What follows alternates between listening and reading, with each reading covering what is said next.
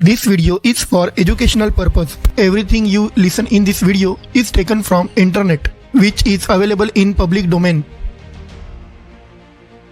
नमस्कार दोस्तों, मैनिमल्स अर्थ हिंदी में मैं आप सभी का स्वागत करता हूँ। दुनिया में कई ऐसे लोग हैं जिन्होंने किसी की हत्या की है और उसकी वजह अगर आप सुनोगे तो आप दंग हो जाओगे।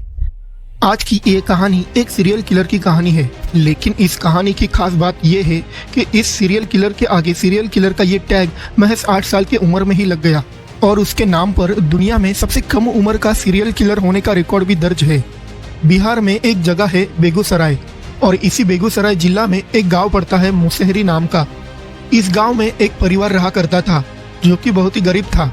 उस परिवार में एक पति, एक पत्नी, एक दूध पीती छोटी सी बच्ची और एक 7 साल का बच्चा था। परिवार के जो मुखिया थे वो किसी तरह मजदूरी करके अपने परिवार का पेट पालते थे। उन्हीं के साथ उनके छोटे भाई का परिवार भी रहा करता था। तो साल 2006 में उस परिवार के साथ एक अजीब घटना हुआ ये कि उसके छोटे भाई की एक 6 साल की छोटी लड़की अचानक गायब हो गई, मगर इस घटना की खबर उन्होंने पुलिस को नहीं दी और ये बात पूरे गाँव में फैल गई क्योंकि गाँव के सारे बच्चे एक साथ मिलकर खेलते थे। तो उनमें से एक बच्चे का गायब हो जाना ये बात किसी से छुप नहीं सकती थी। अक्सर गांव में ऐसा होता है, सब एक दूसरे को अच्छी तरह पहचानते हैं। ये तो शहरों की बात है कि बाजू में कौन रहता है ये भी हमें मालूम नहीं होता। खैर, कुछ वक्त बीता। 6 महीने की उसी परिवार की एक बच्ची अचानक गायब हो गई और मेन बात तो ये है कि ये बात भी पुलिस तक नहीं जाती, मगर ये बात भी गाँव में तेजी से फैल गई। गाँव के लोगों को कुछ समझ नहीं आ रहा था। अचानक 6 महीने के अंदर ही सेम परिवार के 2 बच्चे कैसे गायब हो सकते हैं। मुसहरी गांव के लोगों में दहशत फैलने लगी। इसके बाद सिर्फ 3 महीने ही बीते थे, अचानक उसी गांव में से एक और बच्ची गायब हो गई जो कि 6 महीने की थी। पर इस बार पहली बार ऐसा हुआ कि जो बच्ची गायब हुई वो उस परिवार की नहीं थी जिस परिवार के पहले भी 2 बच्चे गायब हो चुके थे, बल्कि वो बच्ची एक दूसरे परिवार की थी। हुआ ये कि जहाँ ये परिवार रहता था, जिनके 2 बच्चे गायब हुए थे, उनके पड़ोस में ही चुनचुन देवी नाम की एक औरत रहा करती थी जिसकी एक 6 महीने की बच्ची थी जिसका नाम था खुशबू। तो चुनचुन देवी अपने इस बच्ची को वहाँ की एक पास में जो स्कूल थी, प्राइमरी स्कूल, वहाँ पर उस बच्ची को खिला रही थी। अचानक से उसको कोई काम याद आ गया तो वो वहीं पर उस बच्ची को सुलाकर अपने घर पर चली आई। थोड़ी देर बाद जब वो वापस उस स्कूल में लौटी तो देखा कि खुशबू गायब है। उसके बाद चुनचुन देवी चारों तरफ अपने बच्चे को ढूंढने लगती है, अपने तमाम रिश्तेदारों को पूछती है, लेकिन खुशबू का कुछ भी पता नहीं चलता। लास्ट में थक हार कर वो भगवानपुर पुलिस स्टेशन पहुंचती है जिसके अंडर ये मुसहरी गांव आता था। वहां जाकर वो खुशबू की मिसिंग रिपोर्ट लिखवा देती है। अब ये पहली बार हुआ था कि गाँव में किसी बच्ची के गायब होने की रिपोर्ट पुलिस तक पहुंची थी। इसके बाद गाँव में पुलिस आती है और पुलिस भी पूरे गांव में खुशबू को इधर उधर ढूंढती है, सबसे पूछताछ करती है, लेकिन खुशबू का कुछ भी पता नहीं चलता। पर अपने पूछताछ के दौरान पुलिस को ये मालूम पड़ जाता है कि इसके पहले भी गांव में 2 बच्चे गायब हो चुके थे और तो और वो दोनों एक ही परिवार के थे। पुलिस अब उस परिवार के पास पहुंचती है और खुशबू के बारे में पूछताछ शुरू करती है। थोड़ी देर बाद वो परिवार अपने 8 साल के बच्चे को बुलाते हैं जिसका नाम अमरजीत सदा है। वो पुलिस को बोलते हैं कि अगर खुशबू के बारे में कोई बता सकता है तो यही बता सकता है। पुलिस को ये बहुत अजीब लगता है कि आखिर एक 8 साल के बच्चे को कैसे ये सब कुछ पता होगा, मगर फिर भी पुलिस सोचती है कि चलो क्या पता इस बच्चे के जरिए कोई सुराग मिल जाए। तो अब पुलिस उस 8 साल के बच्चे को पूछती है कि बेटा तुम्हें पता है खुशबू कहाँ है। पुलिस वाले का ये सवाल सुनकर वो बच्चा हंसने लगा। पुलिस ने दोबारा उससे पूछा तो वो फिर हंसते हंसते पुलिस को जवाब देता है कि हाँ मुझे पता है। आगे पुलिस पूछती है कि अब बता दो कि खुशबू कहाँ है। वो बच्चा फिर पुलिस वालों को कोई जवाब नहीं देता और हंसने लगता है। जितने भी पुलिस वाले वहाँ पर मौजूद थे वो सबके तरफ देखता और हंसने लगता। आखिरकार पुलिस वालों को लगा कि शायद ये इस बच्चे पर अपना टाइम खराब कर रहे हैं, क्योंकि इस बच्चे को जितनी बार खुशबू के बारे में पूछा जाता वो उतनी बार हंसता था। मगर फिर भी पुलिस उससे खुशबू के बारे में पूछती रही कि शायद उन्हें कोई क्लू मिल जाए, कोई सुराग मिल जाए। इसी बीच अमरजीत एक बार बोल पड़ा कि अगर आप मुझे बिस्किट दोगे तो मैं उस खुशबू के बारे में सब आपको बताने के लिए तैयार हूँ। अमरजीत की ये बात सुनकर पुलिस ने तुरंत उसको पास के ही दुकान से एक बिस्किट मंगाया और उसे दिया। बिस्कुट का पैकेट मिलने के बाद वो उसने खोला और वो खाने लगा। इसके बाद पुलिस ने फिर से पूछा कि अब तो बता दो कि खुशबू कहाँ है। बिस्कुट खाते खाते अमरजीत बोल पड़ा, मैंने उसे कपड़े से मारा और उसे सुला दिया। ये बात सुनकर पुलिस वालों को लगा कि ये मजाक कर रहा है। फिर उन्होंने अमरजीत से दोबारा पूछा कि खुशबू कहाँ है, तो उसने दोबारा सेम जवाब दिया। अब पुलिस वालों का भी थोड़ा इंटरेस्ट जागा, तो उन्होंने पूछा कि अच्छा कि तुमने खुशबू को कहाँ सुलाया, तो वो बोला कि चलो वो जगह मैं आपको दिखा देता हूँ। इसके बाद अमरजीत पुलिस वालों को लेकर प्राइमरी स्कूल से थोड़ी दूर एक जगह थी वहाँ ले गया, और वहाँ पहुंचकर उसने एक झाड़ी की तरफ अपनी उंगली दिखाई और बोला मैंने खुशबू को यही सुलाया था। पुलिस उस झाड़ी की तरफ गई और वहाँ पे देखा कि एक छोटा सा गड्ढा था जो कि घास फूस और दबी हुई मिट्टी से भरा पड़ा हुआ था। पुलिस ने वहाँ से वो घास और मिट्टी हटाई तो उन्हें वहाँ पे एक छोटी बच्ची की लाश मिली जो थी खुशबू की लाश। ये देखकर पुलिस वाले भी दंग हो गए कि एक 8 साल का बच्चा जो बोलता कम है और हंसता ज्यादा है, जिससे बस इसलिए पूछताछ की गई कि कोई सुराग मिल सके, लेकिन अंत में यही बच्चा किलर निकलेगा ये पुलिस वालों ने दूर दूर तक नहीं सोचा था। इसके बाद पुलिस वालों ने खुशबू का मर्डर करने के केस में अमरजीत को गिरफ्तार कर लिया और उसे अपने साथ पुलिस स्टेशन ले गए। मगर अमरजीत अब भी पुलिस स्टेशन और पुलिस वालों को देखकर बस हंसे ही जा रहा था। शायद उसे कुछ पता ही नहीं था कि ये पुलिस क्या है, पुलिस स्टेशन क्या है और कानून क्या होता है। पुलिस स्टेशन पहुंचने के बाद पुलिस ने अमरजीत से पूछा कि तुमने खुशबू का मर्डर कैसे किया, तो फिर वो बोला कि पहले तो उसने खुशबू को अपने ऊपर उठाकर गांव से दूर एक सुनसान जगह थी वहाँ ले गए। फिर वहाँ पे उसने पहले तो खुशबू का गला दबाया और उसके बाद एक वहाँ की ईंट उठाकर उसके सिर पर मार दी।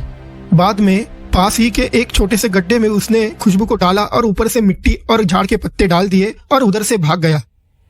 अमरजीत की ये बात सुनकर पुलिस वालों को वो 2 बच्चे भी याद आ गए जो खुशबू से पहले ही उस गांव से गायब हो चुके थे और जो अमरजीत के परिवार के ही थे। तो पुलिस को लगा कि उन दोनों बच्चों के गायब होने के पीछे भी कहीं अमरजीत का ही हाथ नहीं है।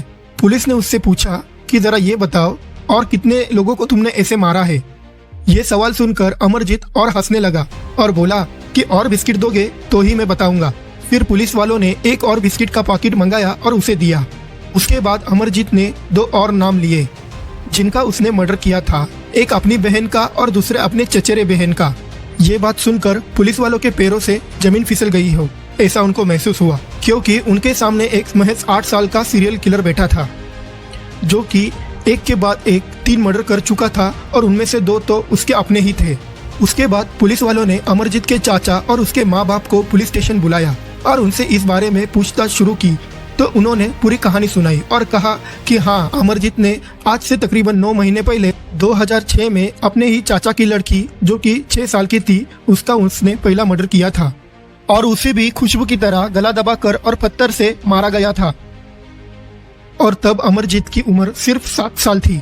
उन्हें तभी ये पता चल गया था कि उसकी बहन को भी अमरजीत ने ही मारा है, क्योंकि अमरजीत ने खुद से उन लोगों को बिना छुपाए ये सब बता दिया था।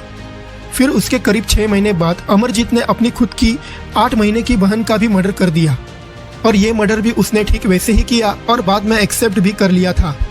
इसके बाद पुलिस वालों ने अमरजीत के रिश्तेदारों से पूछा कि अगर आपको ये मालूम था कि ये मर्डर अमरजीत ने ही किए हैं तो आपने इसकी खबर पुलिस में क्यों नहीं दी। पुलिस वालों का जवाब देते हुए अमरजीत के घर वाले बोले, जब उसने पहला मर्डर किया तो उन्हें लगा कि ये गलती से हुआ होगा, इसलिए हमने अमरजीत को समझा बुझा कर छोड़ दिया था। मगर जब उसने अपनी बहन को मारा तो उसके बाद उसके घर वालों ने बहुत पिटाई की थी, बहुत गुस्सा हुए थे।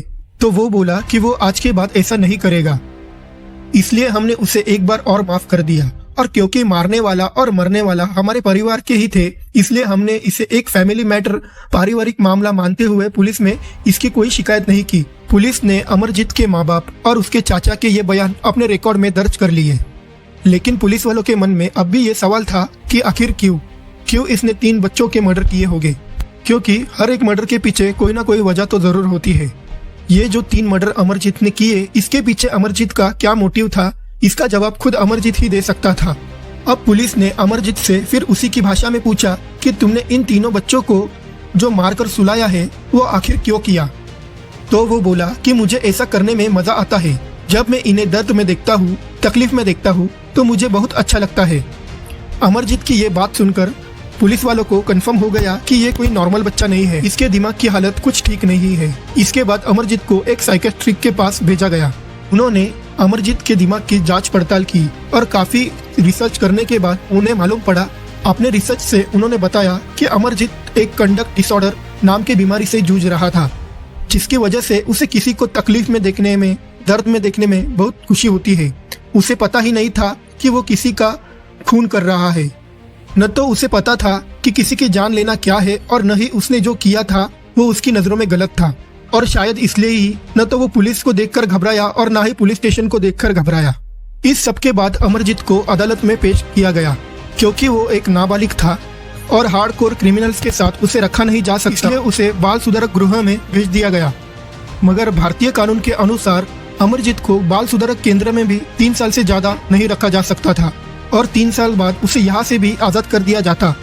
मगर बाद में उसकी दिमागी हालत को देखते हुए ये फैसला किया गया कि जब तक उसकी उम्र 18 साल नहीं हो जाती तब तक उसे वही डॉक्टरों की निगरानी में रखा जाएगा। इसके बाद अमरजीत को मुंगेर के एक बाल सुधारक केंद्र में भेज दिया गया और क्योंकि वो नाबालिग था इसके वजह से उसकी बात की जो जानकारी है वो डिस्क्लोज की नहीं गई। मगर अमरजीत का जो जन्म हुआ था वो साल था 1998, तो इस हिसाब से 2016 में उसे वहां से भी आजाद कर दिया गया होगा। आज अमरजीत नए नाम के साथ नई जगह पर नए लोगों के साथ अपनी अलग एक नई जिंदगी जी रहा होगा। पर अभी वो कहाँ है, किस हालत में है, इसके बारे में एग्जैक्ट किसी को भी कोई जानकारी नहीं है। मगर इस घटना ने अमरजीत सदा का नाम सिर्फ देश नहीं बल्कि पूरी दुनिया के सबसे छोटे सबसे यंगेस्ट सीरियल किलर में दर्ज कर दिया। और इसी वजह से अमरजीत सदा का नाम दुनिया के सबसे यंगेस्ट सीरियल किलर के इसमें दर्ज हो गया। जब उसने वो मर्डर किए तो उसकी उम्र सिर्फ 7 से लेकर 8 साल की थी। तो ये थी कहानी दुनिया के सबसे यंगेस्ट सीरियल किलर की। अगर आपको ये वीडियो अच्छी लगी हो तो हमारे चैनल को सब्सक्राइब करें, हमारी इस वीडियो को लाइक करें और अपने फैमिली और दोस्तों के साथ इसे शेयर करें। हम आपसे मिलते हैं अगली वीडियो में, तब तक के लिए गुड बाय।